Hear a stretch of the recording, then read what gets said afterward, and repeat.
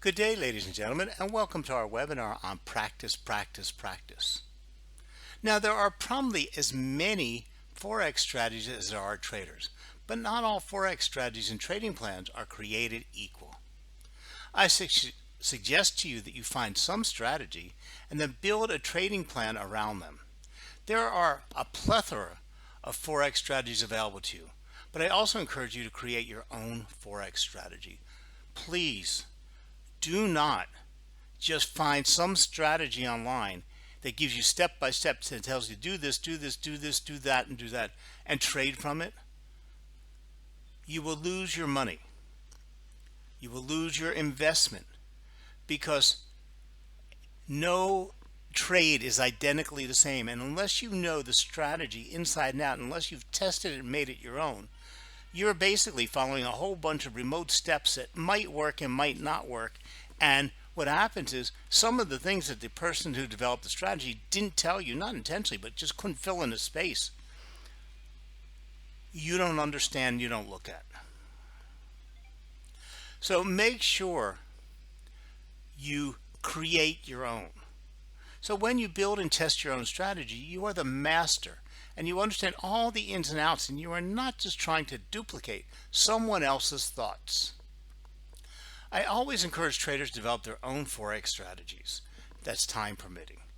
Now, there are several reasons why I believe it is important for traders to develop their own strategies. First of all, creating strategy requires the trader develop a greater knowledge of the market and its price movement.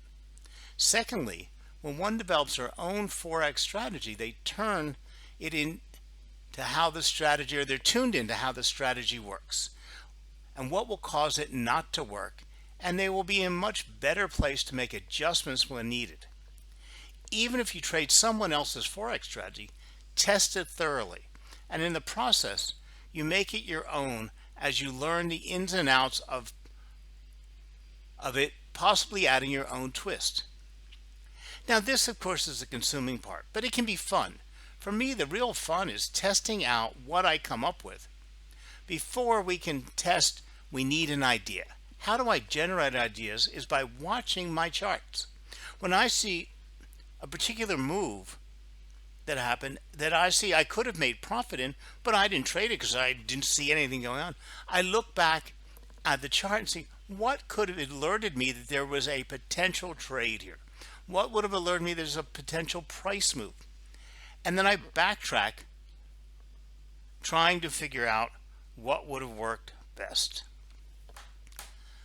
So you simply look for where moves are. If you look at Bitcoin last week, okay, it was trading at 10,000 and at 9,000, steady there.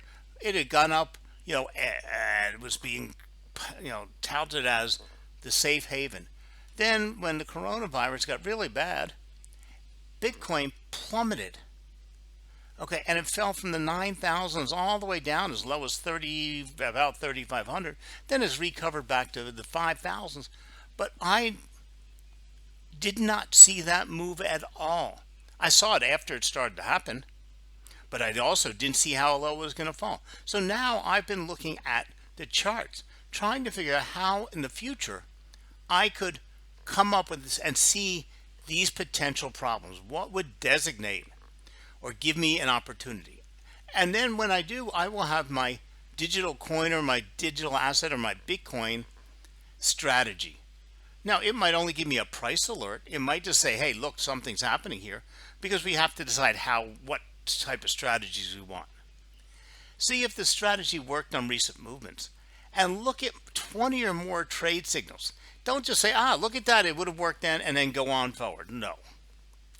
Okay, check for profitability by adding up the wins and the losses and getting a net profit. And this is one of the perfect times that a demo account is wonderful. People think that demo accounts are just to lure traders into trading Forex. All experienced traders and professional traders use demo accounts to constantly refine their strategies and to constantly test their trading strategies. Okay. And we're constantly looking for better ways to trade. So not all Forex advice is good advice. Remember that. Figure out where the advice has come from and how much you trust the source. Because you don't have to start at the beginning. You can take somebody's advice or somebody's strategy or some analyst that you followed and you believe in, and then modify what they're saying and test and modify, because you don't have to reinvent the wheel. You should also always include fundamental analysis as well as technical analysis. I don't believe that any trader should be oblivious to other things that are happening in the marketplace. Okay, you could set up a perfect trade using technical analysis, and you could have seen the euro sort of 114 this week, and then you could have predicted it would ease off around 111. You could have been completely right with your technical indicators, and the trade did exactly what you said it was to do, except because there were some major comments about from the ECB and from the EU Parliament, it created additional volatility that you hadn't accounted for in your stop loss. Okay, because you didn't look at the economics counter and see some scheduled speeches or some central bank meetings or a piece of data that was due out.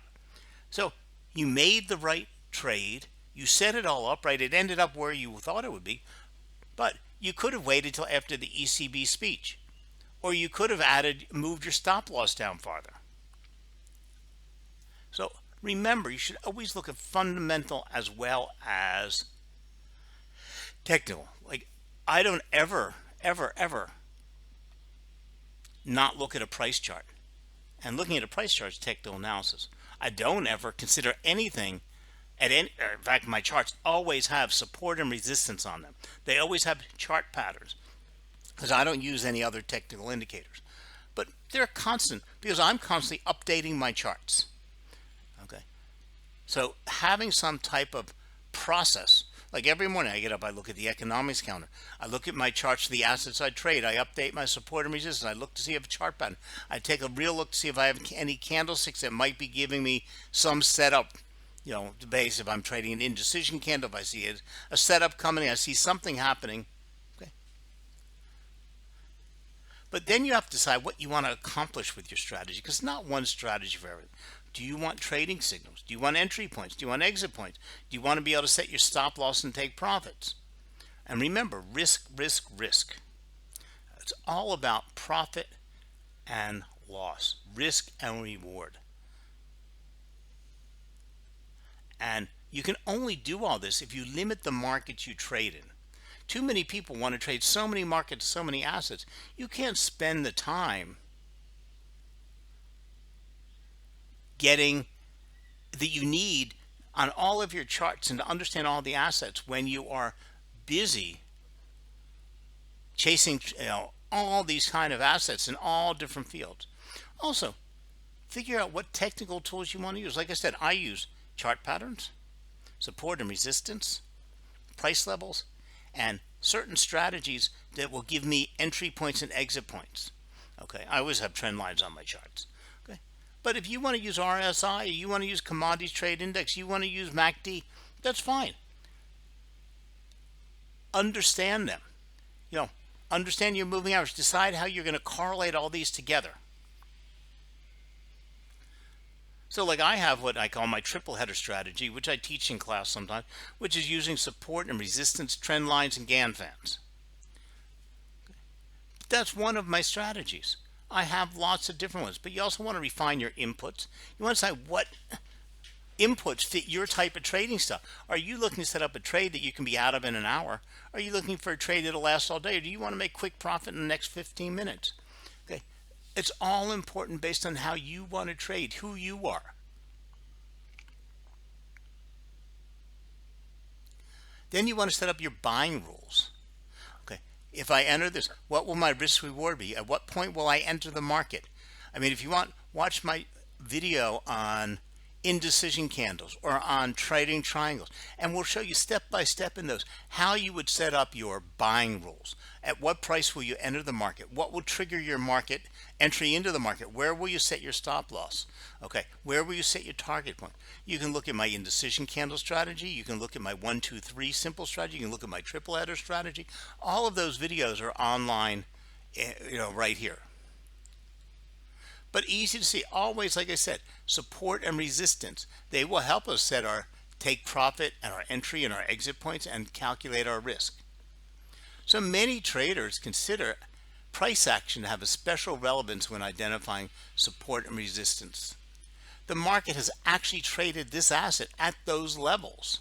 So price action is ultimately what is most important. And that means go watch my webinar on price level trading and price action, understanding price action. So which elements of support and resistance work best for you? Okay, how do you add some predictive qualities? Maybe you want to use moving averages with, you know, a combination of, 3 moving averages and moving average crossovers. You might want to use Gann fans. You might want to use Fibonacci. All of this is fine, but you have to have lagging and leading indicators. You have to have entry, indicators that will give you a buy or sell alert indicator, or processes to get entry points. You have to have all of this. Now you can have one strategy or multitudes of strategies.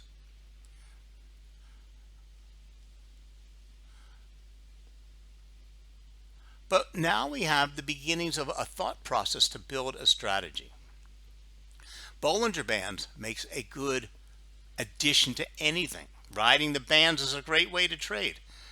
You can have double bottoms and Bollinger Bands riding the wedges. You can have Bollinger Band breakouts. But again, my favorite is chart patterns. I am a triangle trader. And go watch my video on trading triangles. You find how easy they are to trade. But there's lots of strategies you can adopt and make part of your trading system. But you should always use historical data and find a strategy that works but will not guarantee profits. Find a strategy, test it out. Go back in your back charts, back test it, forward test it, try it on a demo. And after you determine a set of rules that would have allowed you to enter the market and to make profit, look at those same examples and see what your risk would have been. Determine where you would have put your stops and where you would have put your exit points and how you would exit. Now remember, many strategies don't last forever. They fall in and out of profitability, and that is why one should take advantage of the ones that still work. If something has worked for the past few months or over the course of the last several decades, it will probably work tomorrow. But if we never looked in the past to test the strategy, we might not even realize it was there, or we might lack the confidence to apply it. Knowing that something has worked in the past will thus also give us a psychological boost in your trading. So what is the bottom line? Strategies fall in and out of favor over different time frames. Occasionally, changes will need to be made to accommodate the current market or our personal situation. Create your own strategy or use someone else's and test it on time frames that suit your preference. By using what the past has shown us, we can give ourselves some great starting points to make more money and avoid losses as we become more experienced traders. Track all the strategies that you use so that you can use these strategies again when conditions favor it. And make sure you write down everything you do, keeping a trading journal, back testing and testing forward, and then analyzing your trade over 10 trades, over 50 trades, constantly analyzing yourself. Having your trading journal, having your trading program will keep you on the course to success. So thank you very much for joining us, and we'll talk to you again real soon.